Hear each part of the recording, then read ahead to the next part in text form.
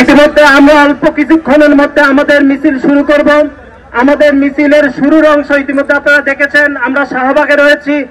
আর পিছনের অংশ মৎস্য ভবন পার হয়ে সুপ্রিম কোর্ট পার হয়ে সে অংশে রয়েছে।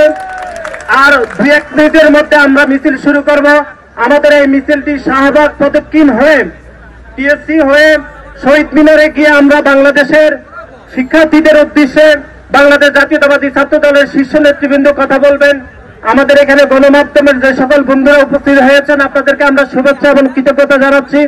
আমরা শহীদ মিনার গিয়ে আপনাদের সাথে বিস্তারিত কথা বলবো এবং আমাদের এখানে পুলিশ যে সকল পুলিশের বাইরে রয়েছেন আপনাদের সবার প্রতি আমরা কৃতজ্ঞতা জানাচ্ছি।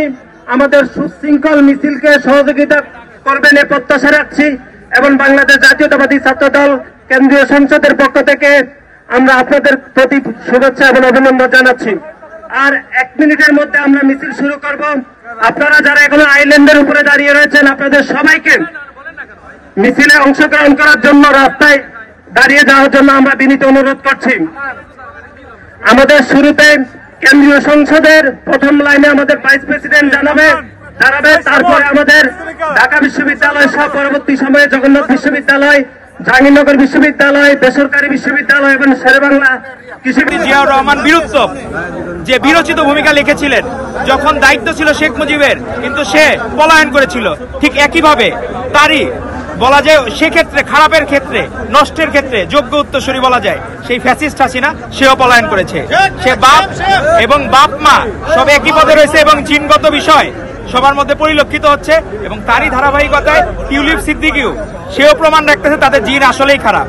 এবং সেই খারাপ বলে ইলন মাস্কের মতো একজন প্রখ্যাত ব্যক্তিত্ব সেও বলতেছে যে টিউলিপ খারাপ। তাহলে কত খারাপ হলে আন্তর্জাতিক মানে খারাপ হইতে পারে? তো এই দেশের জনগণ আওয়ামী লীগকে লাল কার্ড দেখিয়ে দিয়েছে, আর কখনোই আর এরা ফেরত আসবে না। এবং নিষিদ্ধ সংগঠন ছাত্রলীগের সর্বপর্যায়ের নেতৃবৃন্দকে আমরা আহ্বান করবো অন্তর্বর্তীকালীন সরকারকে তাদেরকে দ্রুত গ্রেফতার করার জন্য। বাংলাদেশের মানুষ এখনো অনিরাপদ, তারা এখনো স্বাধীনভাবে ঘোরাফেরা করছে, এটা কোনোভাবে হইতে দেওয়া ঠিক হবে না। তো আমরা চাবো সুষ্ঠু নির্বাচনের মাধ্যমে গণতন্ত্র ফিরে আসবে এবং বাংলাদেশ জাতীয়তাবাদী দল রাষ্ট্র ক্ষমতায় অধিষ্ঠিত হবে এবং আমাদের ভারপ্রাপ্ত চেয়ারম্যান জনাব তারেক রহমান বাংলাদেশের প্রধানমন্ত্রী হবেন।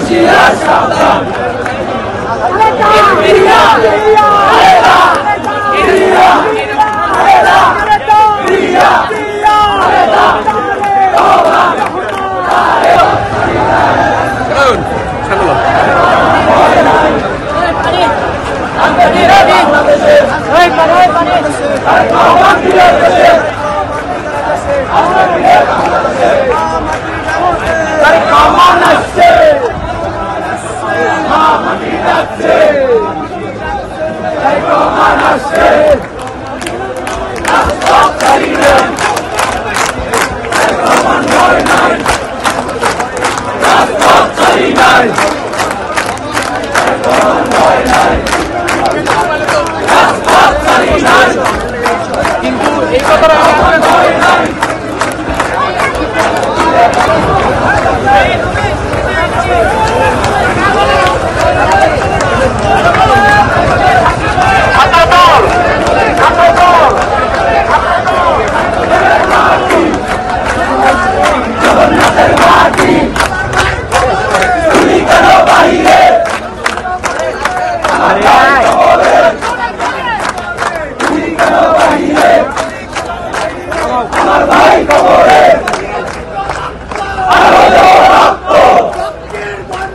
দেশে